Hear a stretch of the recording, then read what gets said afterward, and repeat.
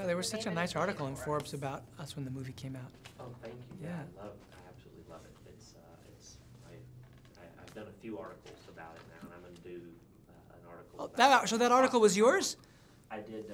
Yeah, I did a couple. God, it was so great. Yeah. We were all like looking at it, going, oh my God, this was such a kind. It was amazing. It was so cool. So thank you.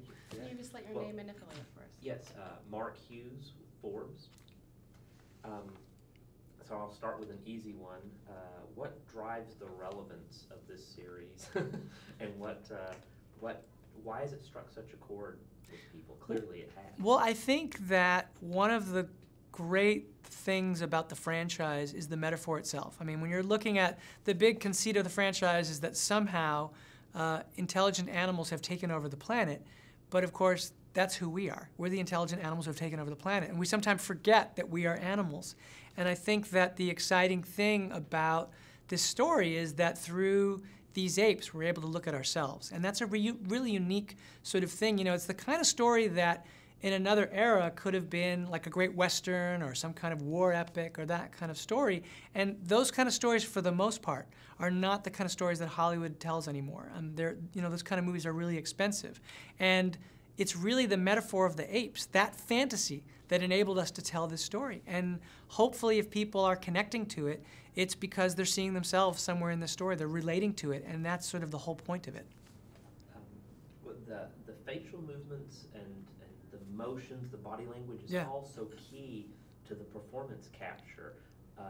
Was there anything new with the technology for this film that allowed such extra subtlety and the nuance that was there? Like Koba's scene when he's doing the human work. Oh yeah, it's beautiful. It was beautiful. It was beautiful. It was a masterful moment, and I was like, this was clearly the performance coming through in a way that I've never seen. Oh, that's so cool. Performance capture before. Oh, that's really cool. Well, it's funny because I felt that way as being not involved with Rise, seeing Andy's performance and thinking, wow, this is the first time I've had that level of emotional identification with the CG character. Like, you become his character by watching that movie.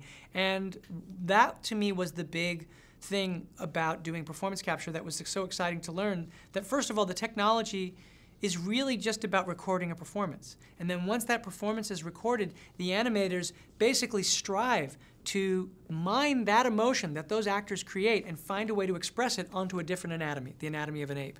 And I think the ways in which the boundaries were pushed further in this movie were twofold. One was that the equipment was more sensitive. It's evolving. They're really careful about how they're getting their information. But the other thing was, I came into this saying that I wanted to push the photoreality as far as possible. So I said, instead of shooting on the stage, what if we shot in natural light? What if we shot actually in the forest? I wanted the movie to start in the woods.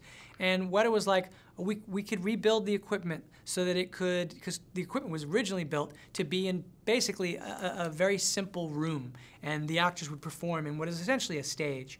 And the idea of taking that out and being able to get the information that they needed to get the emotion you're talking about when it's raining, when it's freezing cold, when there are trees everywhere and all this kind of stuff, Weta had to really go and rework that equipment, and they did. So those were the two sort of technological advancements, and I think our thought was to just make sure to cast actors who were great actors. And Toby is a great actor. I mean, you know, the thing to have Andy and Toby together is basically to have two great actors. And I viewed the movie in a way as a story about two brothers, and two brothers who were, you know, I thought of it sort of as a Shakespearean sort of tragedy, which is that these are two brothers who are bound in love through their experience, and then when it turns out that there are humans, the sort of seeds of discord are sown, and that you are going to watch in slow motion as they are turned against each other, and that will be a kind of grand family tragedy. And to have those two actors to play that, and then to have Weta to translate that onto Apes, is an amazing thing. That leads right into my next question. Was with the first film seemed very inspired by the book Next of Kin and the true story of Washoe the ape, who was based in a human environment and everything. And I wondered, was there a primary source inspiration, something, a Shakespeare play or something? Because it was very Shakespearean. Yeah, I mean, you know, we were definitely thinking about it in a Shakespearean mode.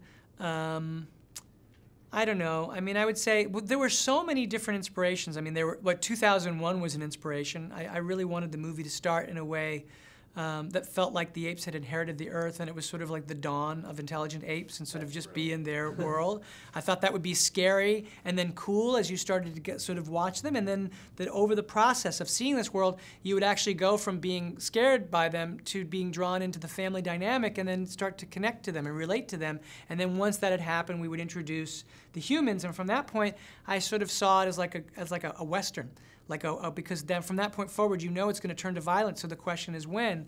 And then there were the kind of, I would almost say that we were in the Shakespearean way. We almost came to Shakespeare by way of The Godfather. It was sort of like a family story in the way that The Godfather was really like a great gangster story in a Shakespearean mode. This was a great sort of ape conflict story in a Shakespearean mode as well. So there were a lot of different sources. I thank you very much. I know that you're trying to get to eat, so. Oh, no, not at all. Yeah, it was my pleasure. But I love that it is Dawn of the Planet of the Apes. Humans are apes. Yeah. And that it is. That's exactly right. 2001 oh, cool. comparison that kind of solidified for, because I thought of the film as that's really neat. Human violence and how. Yeah. You're watching. Well, to me, that's what the whole movie is. It's an anatomy of violence. That's exactly what the story is. That's really cool. Perfect. It was really great. Oh, Thank thanks, you very man. much. Thank you so